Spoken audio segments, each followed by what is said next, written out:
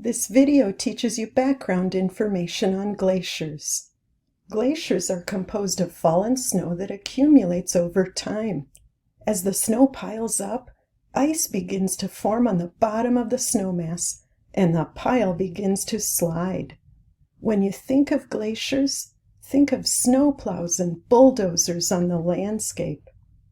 Glaciers covered large parts of Minnesota.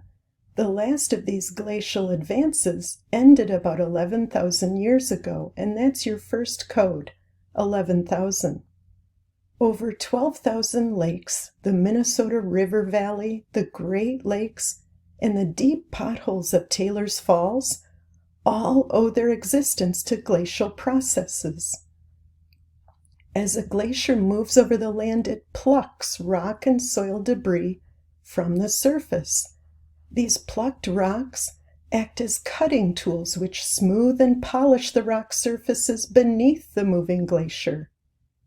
Glacial till occurs when different shaped sediments, such as sand, clay, and boulders, are deposited from a glacier. Glacial outwash is a glacial deposit of sediment left from the melting ice of a glacier. A lateral moraine.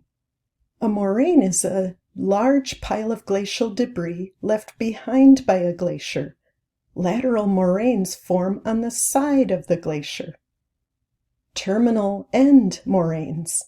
This type of moraine forms along the front of the glacier. The terminal moraine marks the farthest advance of a glacier. Kettle lakes. As glacial ice blocks melt, they leave behind depressions in the landscape.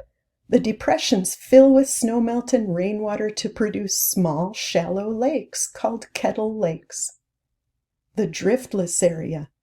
This is an area that has not been glaciated during the last few million years. Mesabi Range. Taconite, found in the Mesabi Iron Range, is very hard, so glaciers tended to split around this formation instead of scraping it away. Drumlin. This is a streamlined mound of glacial drift, rounded or elongated, in the direction of the original flow of ice. Esker, which is your second code, esker, a long narrow ridge of coarse gravel deposited by a stream flowing in or under a decaying glacial ice sheet.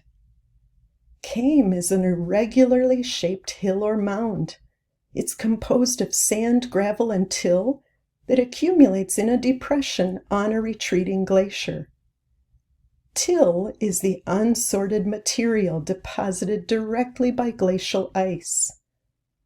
Glaciers and snowbanks have a lot of similarities and differences. Both glaciers and snowbanks grow and shrink. Glaciers do this in response to climate, while snowbanks are in response to weather. Snowbank is your third code. Glacier ice is densely packed and therefore blue in color. Snowbanks are not densely packed and still have lots of air pockets which reflect all colors of sunlight, making them white in color. Both glaciers and snowbanks move and change their shapes. Glaciers do this over many years. Snowbanks do this over days to months. Glaciers and snowbanks flow fastest at their tops and slowest at their sides. They both melt more as dust and soot pile up on the top, making them less reflective.